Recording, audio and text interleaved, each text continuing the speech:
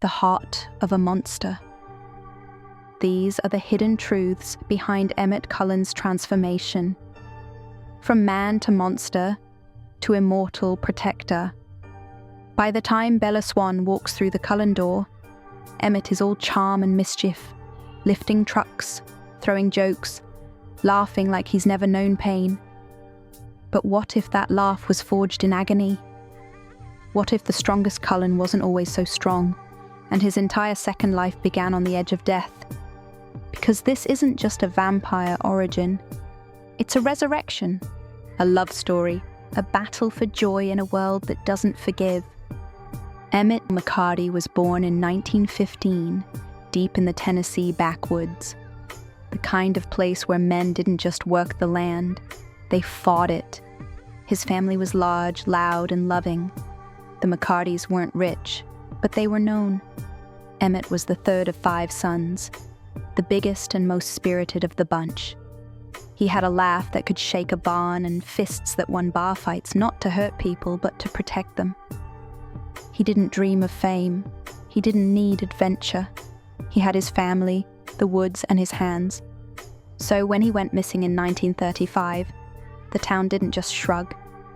They searched, they prayed, they feared the worst. It wasn't a vampire, not at first. It was a bear, black-furred, massive, ancient. One of those beasts that seems to walk out of folklore more than nature. Emmett was hunting, alone. A mistake he'd never make again. The bear struck with terrifying speed. Emmett fought back, and for a while it looked like he might win. But claws tore into him, ribs snapped. His body broke open beneath the weight of something far more powerful than he was. He collapsed, lungs filled with blood, dying, until something, or someone, found him. Rosalie Hale didn't come looking for him. She was wandering, angry, heartsick, half lost in her own undead thoughts. She didn't feed on humans, but that didn't mean she wasn't hunting something. And then she saw Emmett, broken, bleeding, still alive.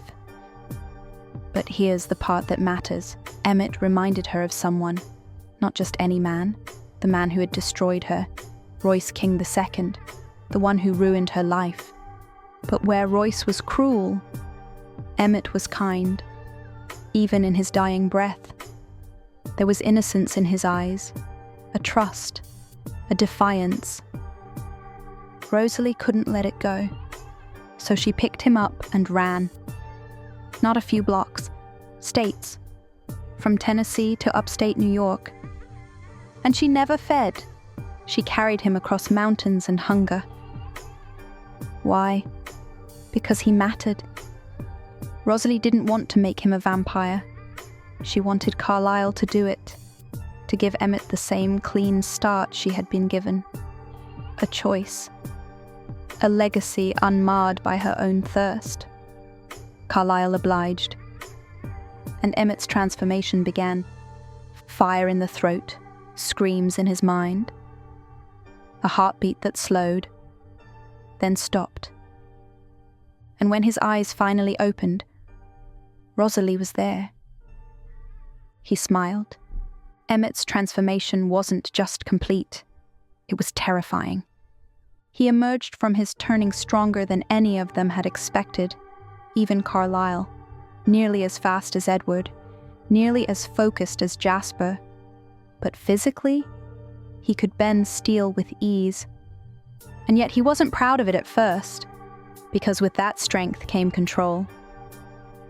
And Emmett didn't have it, not at first. Therefore his early years were brutal. He slipped more than once, took human lives, struggled to adapt. But the Cullens forgave him. Rosalie stood by him. And Emmett learned to breathe around blood again. Emmett became the emotional gravity of the Cullens. While Edward brooded and Alice flitted about the future, Emmett grounded them all. He played arm wrestling games with Jasper, poked at Edward's solemnity, and made Esme laugh like she hadn't since her son died. Esme adored him, not because he was polite, but because he felt. He threw his entire being into affection, into loyalty. And Carlisle? He saw in Emmett a miracle. A man who'd faced death twice and came out smiling. There's something radical about Emmett Cullen's masculinity. He's built like a tank, stronger than any werewolf or vampire in the series. But he never leads with domination. He teases, he protects, he steps aside when others need the spotlight.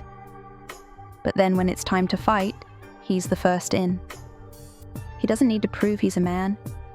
He just is. That's why the rest of the Cullen men respect him. Even Jasper, trained killer Confederate soldier, trusts Emmett in battle. Because Emmett fights with purpose. Never pride. We rarely get Emmett's perspective in the main saga. But if we did, Twilight would look different. He's not obsessed with Bella, but he cares once he sees she's real. When Edward brings her home, Emmett sizes her up with warmth, not suspicion. And when Bella joins the family fully, he becomes her big brother. Not controlling, not judgmental, just loyal. In Breaking Dawn, he's the first to celebrate her transformation, the first to laugh when she beats him in arm wrestling. The one who makes her feel like a vampire, not just a new recruit. But Emmett has a darkness. It's not Edward's guilt or Jasper's trauma. It's temptation. Emmett loves the thrill, loves the fight, loves the rush of being a predator. He jokes about it, but he's also honest. When Bella asks why he hunts mountain lions, he replies, "Because they're fast and they fight back. Makes it more fun." That line, that's Emmett's confession. He remembers the bear. He remembers what it feels like to lose. And every time he hunts, he wins that fight again. What does it mean to live forever when your biggest passion is living? That's Emmett's tragedy. He's immortal, unaging, powerful. But he'll never again experience the warmth of a family dinner. He'll never hear the cry of his own child. He'll never die old with Rosalie beside him. But instead of mourning that, he turns it into joy. Because if he can't grow old, he'll grow closer to his mate, to his family, to every laugh shared across centuries. He chooses light. He chooses love. He chooses laughter. One day, no one will remember the bear. No one will remember what Emmett looked like as a human, or how close he came to dying in that forest. But they'll remember how he made them feel. They'll remember a vampire who hugged too tight, laughed too loud, and believed too much. They'll remember the heart of the Cullen clan. Emmett Cullen isn't just the strongest vampire in Forks. He's proof that real strength isn't measured in fists. It's measured in how many people you can lift up when they've fallen. He is joy made flesh, love made immortal, and sometimes that's the greatest legacy of all.